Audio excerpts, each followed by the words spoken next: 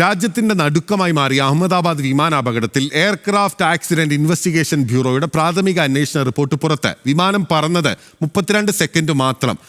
വിമാനത്തിന്റെ ഇന്ധന നിയന്ത്രണ സ്വിച്ച് ഓഫ് ആയതാണ് അപകടത്തിന് കാരണമെന്ന് റിപ്പോർട്ടിൽ പറയുന്നു. അതേസമയം വിമാന ദുരന്തത്തിന്റെ അന്വേഷണ റിപ്പോർട്ട് പുറത്തു വന്നതിന് പിന്നാലെ ദുരൂഹത സംശയിക്കുകയാണ് വ്യോമയാന വിദഗ്ധർ.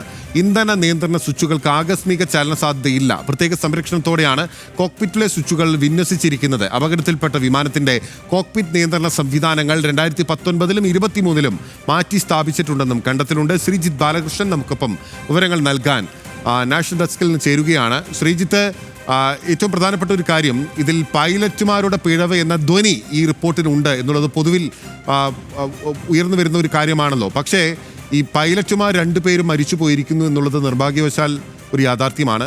ഇതിനെപ്പറ്റി വിവരിക്കുന്നതിന് അവരില്ല. അവരുടെ ബ്ലാക്ക് ബോക്സിലെ കോക്പിറ്റ് വോയിസ് റെക്കോർഡറിലെ സംഭാഷണം മാത്രമാണ് ഇപ്പോൾ AAIB പുറത്തുവിട്ട റിപ്പോർട്ടിൽ പറയുന്നത്. അപ്പോഴും ഇതൊരു അമേരിക്കൻ കമ്പനിയാണല്ലോ. ബോയിങ് എന്ന് പറയുന്ന ലോകത്തിലെ ഏറ്റവും വലിയ വിമാന കമ്പനികളിൽ ഒന്നാണ്. ഒരു ട്രൈപ്പോളി നിലനിൽക്കുന്ന ഒരു മേഖലയാണല്ലോ ഇതിൽ.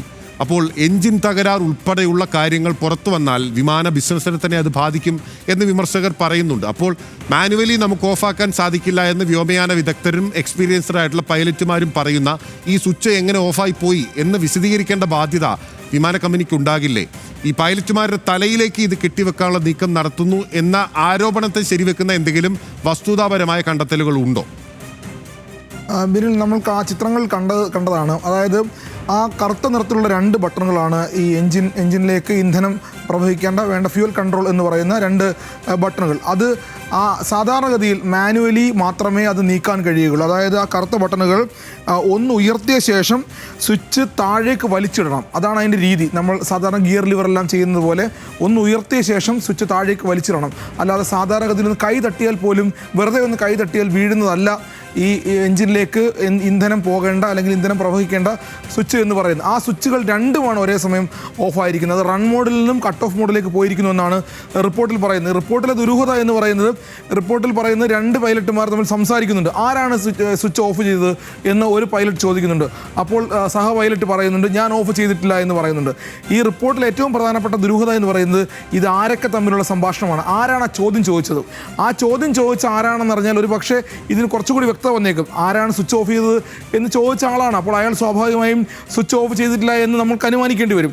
അങ്ങനെ ആരാണ് ഈ സ്വിച്ച് ഓഫ് ചെയ്തെന്ന ചോദ്യവും ഞാൻ സ്വിച്ച് ഓഫ് ചെയ്തിട്ടില്ല എന്ന മറുപടി പറഞ്ഞ ആളുടെയും അത് ആരൊക്കെയാണെന്ന് റിപ്പോർട്ടിൽ പറയുന്നില്ല. ഒരു പക്ഷേ ഈ അന്വേഷണം നടത്തിയ ഉദ്യോഗസ്ഥർക്ക് ശബ്ദമൊക്കെ കേട്ടാൽ, അല്ലെങ്കിൽ ശബ്ദം ഡീകോഡ് ചെയ്ത് ആരൊക്കെയാണെന്ന് അവർ കണ്ടെത്തിയിട്ടുണ്ടാകും. പക്ഷേ ആ 2 പൈലറ്റുമാരുടെയും പേരുകളൊക്കെ നമുക്കറിയാം.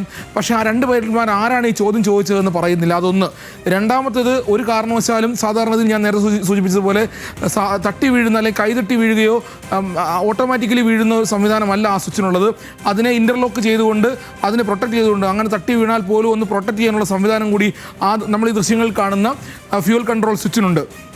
അപ്പോൾ അതുകൊണ്ട് എന്തായാലും മാനുവലി അല്ലെങ്കിൽ ഒരു ഇൻറ്റൻഷനോട് കൂടി ഒരു ഇടപെടൽ അവിടെ നടന്നിട്ടുണ്ട് എന്നാണ് ഈ റിപ്പോർട്ട് വായിച്ചാൽ നമ്മൾ മനസ്സിലാക്കുന്നത്. അതുകൊണ്ട് തന്നെയാണ് ഇതിൽ ദുരൂഹത ഉണ്ടെന്ന് വ്യോമയാന രംഗത്തെ വിദഗ്ധരെല്ലാം ഇപ്പോൾ ഈ റിപ്പോർട്ട് വന്ന് മണിക്കൂറുകൾ കഴിയുമ്പോൾ ഏറ്റവും കൂടുതൽ ചർച്ചയാകുന്നത് ഇതെങ്ങനെ സംഭവിച്ചു എന്നുള്ളതാണ്. കാരണം വിമാനം യാത്ര തുടങ്ങി ഏതാണ്ട് 32 സെക്കൻഡുകൾ. ആ 32 സെക്കൻഡ് യാത്ര തുടങ്ങണമെങ്കിൽ വിമാനത്തിൻ്റെ ഇന്ധനം എഞ്ചിനിലേക്ക് പോയിട്ടുണ്ട്. എഞ്ചിൻ ഓണായിരുന്നു, എഞ്ചിൻ ഉപയോഗക്ഷമമായിരുന്നു. അത് കഴിഞ്ഞ് 32 സെക്കൻഡ് കഴിഞ്ഞ് വിമാനം പറന്നുയരുന്നു. ഏതാണ്ട് 1:38, ഉച്ചയ്ക്ക് 1:38, ജൂൺ 12-ന് 1:38 ഈ അപകടം സംഭവിക്കുന്നത്. 1:38 കഴിഞ്ഞ് സെക്കൻഡുകൾക്കുള്ളിലാണ് ഈ എഞ്ചിനിലേക്ക് പ്രവഹിക്കേണ്ട ഇന്ധനം അവിടെ തടയപ്പെടുന്നത്. അതായത് ഈ സ്വിച്ചുകൾ കട്ട് ഓഫ് മോഡിലേക്ക് മാറുന്നത്, റൺ ഓഫ് മോഡിൽ നിന്നും കട്ട് ഓഫ് മോഡിലേക്ക് മാറുന്നത്. അങ്ങനെ സംഭവിച്ചിട്ടുണ്ടെങ്കിൽ അതിലൊരു ദുരൂഹത. ഇങ്ങനെ 2 കാരണങ്ങളാണ് ഇനി അറിയേണ്ടത്. ആരൊക്കെ തമ്മിലായിരുന്നു ആ സംഭാഷണം? ആ സംഭാഷണത്തിലെ ചോദ്യം ചോദിച്ച പൈലറ്റ് ആരാണ്? കോ പൈലറ്റാണ് വിമാനം പറത്തിയെന്ന് പറയുന്നു. അപ്പോൾ വിമാനം പറത്തിയത് കോ പൈലറ്റ് ആണ് എങ്കിൽ സ്വാഭാവികമായും ചോദ്യം ചോദിച്ചോ അദ്ദേഹം തന്നെ ആയിരിക്കണമെന്ന് നമ്മൾ അനുമാനിക്കേണ്ടി വരും. അങ്ങനെയെങ്കിൽ ഏറ്റവും മുതിർന്ന, ഏറ്റവും സീനിയറായ പൈലറ്റിനെ തന്നെയാണ് സംശയിക്കേണ്ടത് എന്ന രൂപത്തിലേക്കാണ് കാര്യങ്ങൾ പോകുന്നത്. അതവിടെ നിൽക്കട്ടെ. പക്ഷേ അവിടെ ഏറ്റവും പ്രധാനപ്പെട്ട കാര്യങ്ങളിലൊന്ന്, ഒരു തരത്തിലുള്ള അട്ടിമറി ഉണ്ടായിട്ടില്ല എന്ന് റിപ്പോർട്ടിൽ പറയുന്നു. ബിനിൽ ചോദിച്ച ചോദ്യത്തിന് ഉത്തരമാണ് ഞാൻ പറയുന്നത്. ഒരു തരത്തിലുള്ള അട്ടിമറി ഉണ്ടായിട്ടില്ല എന്ന് റിപ്പോർട്ടിൽ പറയുന്നു. ഒരേ സമയം അട്ടിമറി ഉണ്ടായിട്ടില്ല എന്ന് പറയുകയും ഈ fuel control switch run off മോഡിൽ നിന്നും കട്ട് ഓഫ് മോഡിലേക്ക് പോയിരിക്കുന്നു എന്നും റിപ്പോർട്ടിൽ പറയുന്നു. അപ്പോൾ റിപ്പോർട്ടിലെ വൈരുദ്ധ്യം അവിടെ നിലനിൽക്കുന്നു. 2 പൈലറ്റുമാർക്ക് ആരോഗ്യ പ്രശ്നങ്ങളില്ല, മാനസിക പ്രശ്നങ്ങളില്ല. അതൊക്കെ ആ പരിശോധന കഴിഞ്ഞതാണ്. മറ്റൊന്ന് പക്ഷി ഇടിച്ചിട്ടില്ല. വിമാനത്തിൻ്റെ ഫ്ലാപ്പും ഗിയർ ലിവറും ഒരേ സമയം പ്രവർത്തനക്ഷമമായിരുന്നു. അതായത് അതിന് സാങ്കേതിക തകരാറുണ്ടായിരുന്നില്ല. അതായത് വിമാനത്തിന് ഒരുവിധ സാങ്കേതിക തകരാറുണ്ടായിരുന്നില്ല. മറ്റൊന്ന് അനുവദനീയമായ അളവിൽ മാത്രമായിരുന്നു വിമാനത്തിൻ്റെ ഭാരം. അട്ടിമറിയില്ല എന്ന് പറയുന്നു. ഇന്ധനത്തിന് എന്തെങ്കിലും പ്രശ്നമുണ്ടോ എന്ന് നമ്മൾ സംശയിച്ചിരുന്നു. നമ്മൾ ന്യൂസ് മലയാളം അക്കാര്യം ആദ്യം ദിവസങ്ങളിൽ റിപ്പോർട്ട് ചെയ്തിരുന്നു. വിമാനത്തിന് ഇന്ധനം സംബന്ധിച്ച് സംശയമുണ്ട്. ആ സംശയമുള്ളതുകൊണ്ട് വിമാനത്തിൽ ഇന്ധനം നിറച്ച ജീവനക്കാരെയും ഇന്ധനം സപ്ലൈ ചെയ്തവരെയും എയർ ഇന്ത്യ ജീവനക്കാരെയും ഒക്കെ അന്ന് ചോദ്യം ചെയ്തിരുന്നു. വിമാനത്തിൻ്റെ ഇന്ധനത്തിനും പ്രശ്നമില്ല. അപ്പോൾ ഇന്ധനം പ്രവഹിച്ച ആ സ്വിച്ച് ആരാണ് ഓഫ് ചെയ്തത് എന്നാണ് ഇനി അറിയേണ്ടത്. അതിലേക്കാണ് പോകുന്നത്. എന്തായാലും കോ പൈലറ്റ് ക്ലൈവ് കുന്ദർ അടക്കമുള്ള ആളുകൾ ഇക്കാര്യത്തിൽ ബിനിൽ പറഞ്ഞ പോലെ രണ്ടുപേരും മരണപ്പെട്ടു പോയി. ഇനി അവരുടെ സംഭാഷണങ്ങൾ ഡീകോഡ് ചെയ്തു വെച്ച ഉദ്യോഗസ്ഥർ അതാണ് വ്യക്തമാക്കേണ്ടത്. എന്തായാലും ഇപ്പോൾ പ്രാഥമിക അന്വേഷണ റിപ്പോർട്ട് മാത്രമാണ് വന്നിട്ടുള്ളത്. ഈ പ്രാഥമിക അന്വേഷണ റിപ്പോർട്ടിലാണ് ഈ രൂപത്തിൽ ഒരു വൈരുദ്ധ്യം നിലനിൽക്കുന്നത്. അട്ടിമറി ഇല്ല എന്ന് പറയുമ്പോഴും ഫ്യൂവൽ കൺട്രോളിൻ്റെ സ്വിച്ച് റൺ ഓഫ് മോഡിൽ നിന്നും കട്ട് ഓഫ് മോഡിലേക്ക് 4-5 സെക്കൻഡുകൾക്കുള്ളിൽ മാറിയിരിക്കുന്നു. ആ മാറിയത് എന്തായാലും മാനുവലി മാറാൻ കഴിയില്ല എന്ന് ബോയിങ്ങിനറിയാം, എയർ ഇന്ത്യക്ക് അറിയാം, ഈ അന്വേഷണ ഉദ്യോഗസ്ഥർക്ക് അറിയാം, എല്ലാവർക്കും അറിയാം. അങ്ങനെ സാങ്കേതികമായി എന്ത് പിഴവാണ് അവിടെ സംഭവിച്ചത് എന്ന് വിശദീകരിക്കേണ്ടി വരും.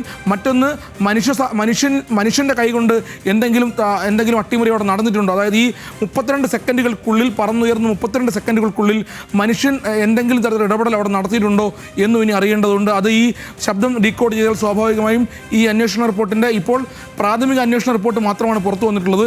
ഇനി വരേണ്ടത് ഇതിൻ്റെ ഏറ്റവും അന്തിമ അന്വേഷണ റിപ്പോർട്ടാണ്. ഒരുപക്ഷെ ആ അന്തിമ അന്വേഷണ റിപ്പോർട്ടിൽ കൂടുതൽ വിശദാംശങ്ങൾ വന്നേക്കും.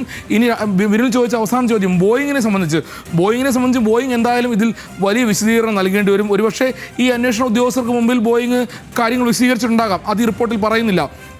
എന്നാൽ ബോയിങ്ങിനെ സംബന്ധിച്ച് ബോയിങ് നേരിടുന്ന വലിയ പ്രതിസന്ധി ഇതിൻ്റെ ഒരു വിമാനത്തിൻ്റെ എഞ്ചിനിലേക്ക് ഇന്ധനം പ്രവഹിക്കുന്നില്ല.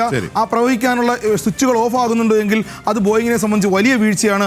ആ വീഴ്ചയിൽ പൈലറ്റുമാരുടെ തലയിൽ കെട്ടിവെക്കാൻ ശ്രമിക്കുന്നത് എന്ന ചോദ്യം സ്വാഭാവികമായും ഉയരും. അല്ലെങ്കിൽ എങ്ങനെയാണ് വീഴ്ച ഉണ്ടായത് എന്ന് കൃത്യമായി വിശദീകരിക്കാൻ ബോയിങ് കമ്പനിയും എയർ ഇന്ത്യയും തയ്യാറാകേണ്ടി വരും. AIBയുടെ റിപ്പോർട്ടിൽ കൂടുതൽ വ്യക്തത വേണ്ടിവരും എന്നുള്ള കാര്യത്തിൽ സംശയമില്ല. നേരത്തെ ശ്രീജിത്ത് ബാലകൃഷ്ണൻ ചൂണ്ടിക്കാട്ടിയ 2 സ്വിച്ചുകൾ കട്ട് ഓഫ് എന്നുള്ളത് താഴേക്കുള്ള സ്വിച്ചാണ്. ഫ്യൂവൽ ഫ്ലോയ്ക്ക് വേണ്ടിയുള്ളത് മുകളിലേക്കാണ്. ആ മുകളിലേക്കുള്ള പൊസിഷനിലാണ് ആ സ്വിച്ചുകൾ ഇരിക്കുന്നതായി കാണുന്നത്. ഒരു മോഡൽ മാത്രമാണ്.